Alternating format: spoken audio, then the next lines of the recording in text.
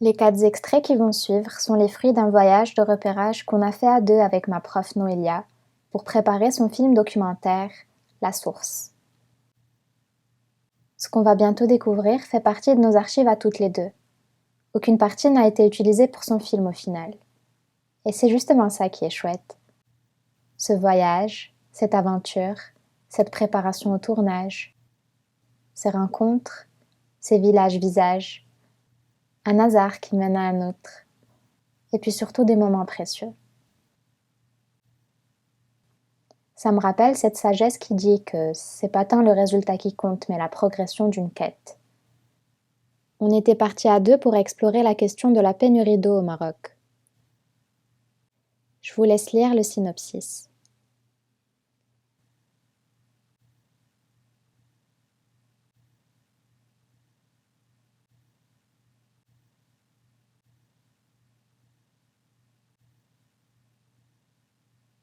Aujourd'hui, le film à Noélia a pris une toute autre direction, mais voici ses débuts.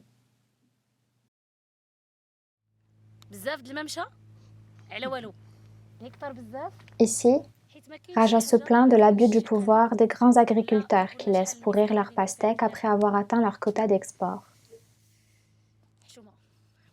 L'idée lui plaisait pas beaucoup, surtout dans une région aussi aride.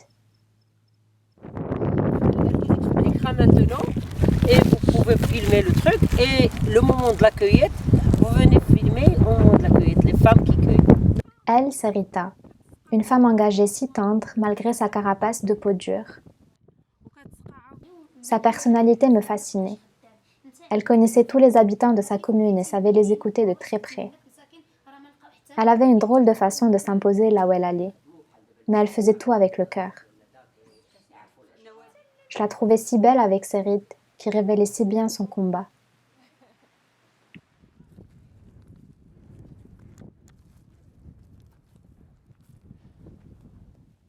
On n'a pas été dans un village sans être reçu par des chants, des danses, des tables de festin. L'hospitalité de ces petites gens était pour nous démesurée avec Noélia.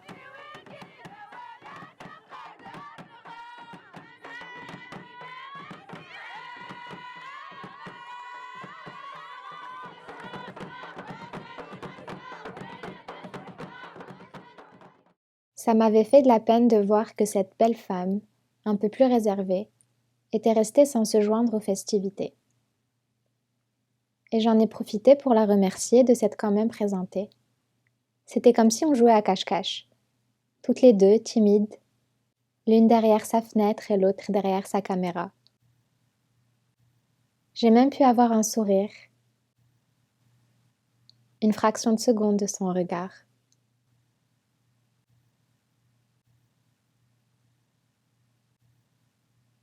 Je vous en dirai plus sur ces villages plus tard. Je vous propose maintenant de découvrir les 4 projets en question.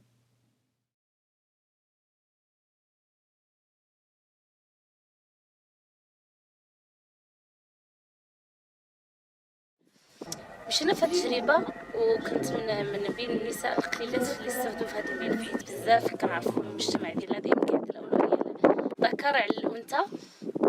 المهم دخلنا كتجربة ما كناش في الأول بصح قلنا غادي ناخدو الأرض وناخدو يعني حطينا راسنا بين الريوس يعني قلنا التجربة ندخلوها حتى حنا سمعنا المخطط الأخضر حيت الدعم ديال 50% و100%. دخلنا في المتحف 2016 حاليا نتوما كتشوفوا هنا الارض كاين الباسان كاين الماتريال كاين النظام ديال الري التنقيط استخرجت نتائج ديال التوما والو ها البصل ضايع هاد التومه صغيره ما كاينش هي نتائج الصراحه ديال اللي كتفرح يعني كتخليك انك توقفي فين ماشيه خصوصا الماتريال هادشي اللي خدينا ديال الدعم المخطط مزيان هي فكره مزيانه ولكن كتبقى للشركه واش الشركه فعلا كتحط هذوك الماتريال اللي هو الجيد ولا غير الماتريال كان عندها تما في ليستون خرجتهم باش تخلص الناس الغش. كاين دخلت شويه الحداثه بزاف خصوصا الفلاح صغير ولا كيجيب هو كيهمو السوق كندخلوا السوق دابا كنلقاو شي حوايج اللي هي ماشي وقتها وداخله يعني تما داخل هاد المواد الكيماويه ولكن كنلقاو في النتيجه ديالها تاثير الصحي وانتشار السرطان والى اخره خصوصا في مستوى التغذيه. حنا بغينا نعتمدوا نرجعوا الفلاحه ديالنا التقليديه اللي هي بشكل طبيعي. حنا مع المجموعه ديالي اللي كنستعمل هادشي ما كيهمناش كيفاش تكون هذه كبيره ولا، المهم تكون في الحجم ديالها الطبيعي وتكون هي الجوده ديالها والمكونات ديالها حقيقيه، ماشي تجينا شي حوايج ماشي هي ديك وكبيره باش نبيعو. حنا ما كيهمناش هادشي كامل، ولكن الصحه ديال المستهلك هي الاولى.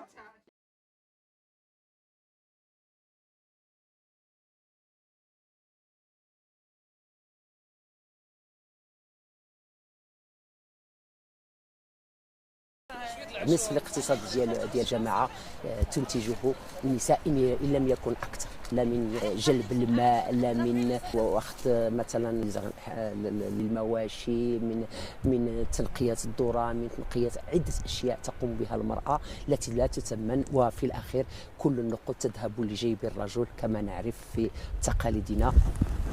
فيهم فئه من النساء اللي هما عندهم الارض، يمتلكون الارض وكيف يثمنونها، وكاين مجموعه من النساء اللواتي لا يمتلكن الارض وكيف انهم يشتغلون في الارض. اللي كيبقى في اللي زعما شويه مؤسف هو ان تحولت النساء ديتيزدق اللواتي كنا يشتغلن في اراضيهن لشكل ديال عاملات موسميات، وهذا اصبح ظاهره بتواجد التفاح. اصبحت هذه الظاهره كبيره وكبيره جدا.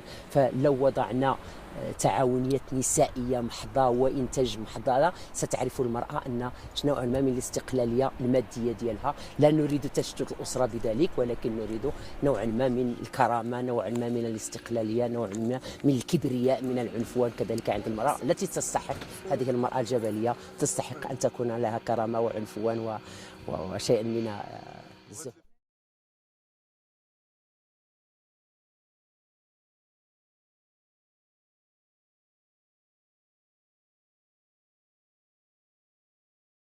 J'essaie vraiment d'y répargner de l'eau parce que je sais que c'est une ressource très importante et que c'est aussi très fragile, une ressource fragile ici au Maroc, surtout au sud. On contrôle vraiment chaque jour l'eau, les compteurs. On l'écrit ici, on a une liste.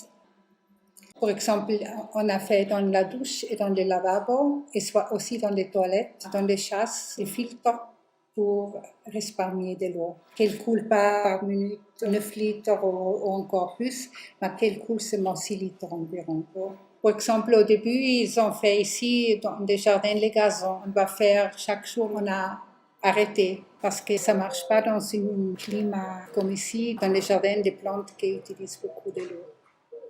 Ce sont les petits gestes qu'on peut faire. Par exemple, on se lave les dents, qu'on ne laisse pas couler l'eau. À donner attention combien il coule quand on lave la vaisselle ou quand je prends la douche. D'éteindre l'eau quand je fais les savons. Est-ce qu'ils ont une certaine conscience? Non, non. On doit éduquer les gens à ça. Je constate que l'eau, on les laisse couler. On ne pense pas.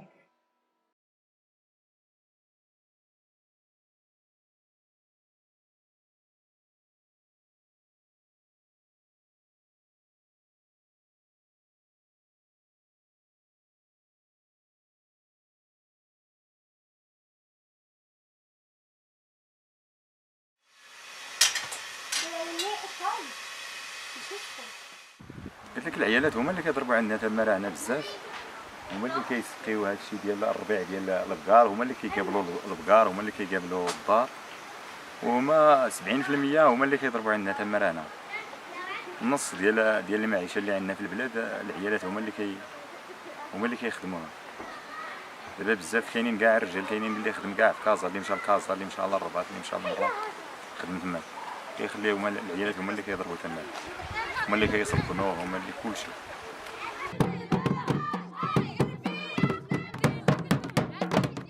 كاين واحد التضامن اللي ربما كاين في شمال افريقيا خصوصا عند الامازيغ وربما عند المغاربه كاملين، وكاين تضامن ما بين الناس. ربما كنطلبوا الدور بعادين علينا تحت من جماعات مزقمات، كاين تضامن ما بين الاسر وما بين القبائل، القبيله الاخرى اللي عندها مثلا في الصيف في الشتيوه هنا كيكون عندنا حنا الغلم كاين الثلج، وهذه كنمشيو للقبيلات اخرين كيقولوا لينا والو، شوف نصرحوا عندهم عالي في هاد الوقيته فاش كيكون عندهم الصوت وقلة المياه كيعاودو يطلعوا لعندنا لواحد العجيب ما كاينش هني. كلنا بحال كنعيشوا واحد الاحترام المتبادل، واحد التماسك، واحد التعاون يعني عجيب.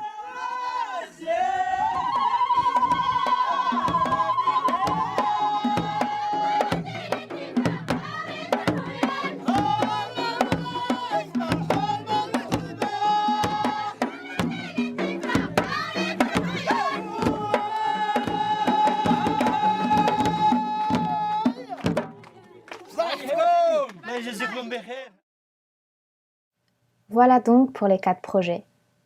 Je vous propose de retourner aux petites choses que j'ai pu glaner sur mon chemin et qui ont bien marqué mes voyages. J'avais jamais connu une solidarité aussi forte que dans ces villages en montagne. Je l'ai surtout découvert à travers les enfants de nos hôtes qui voulaient souvent me prendre la main pour suivre leurs pas. Dans leurs coutumes, les familles se voulaient nombreuses. C'était normal de trouver 7 à 10 enfants par famille. Mais il y avait quand même très peu d'habitants dans la région, une centaine d'habitants par village le plus souvent. Les garçons, à leur puberté, quittaient les lieux pour aller travailler en ville. Et les enfants que j'ai connus, plutôt insouciants, vivaient pleinement dans le moment présent. Je me sentais hors du temps avec eux. Je comptais plus les heures, je comptais plus les lieux. Cette paix qui habitait ces villages était d'ailleurs présente un peu partout. Je me rappelle de ce monsieur qui semblait méditer du haut d'une falaise. La vue était panoramique. Pour moi, c'était lui le chef-d'œuvre. J'avais pas pu m'empêcher de le prendre de plusieurs angles, jusqu'à me rapprocher et me rendre compte qu'il était à moitié aveugle. Il contemplait donc le paysage dans le vide, de l'intérieur. Même les fleurs dégageaient ce parfum de paix et de résilience. Épuisée par le tournage et les escalades, je m'étais assise à un moment au bord d'une montagne pour reprendre mon souffle. Les autres étaient bien plus courageux que moi. Devant moi, il y avait cette immense montagne marquée par l'érosion des grosses pluies, ce gros creux en diagonale qui se remplissait d'eau en hiver pour détruire les villages d'en bas. Et puis cette fleur m'est apparue au milieu des pierres, résiliente et belle. C'est drôle. La paix dans ces villages habitait même les contours les plus catastrophiques.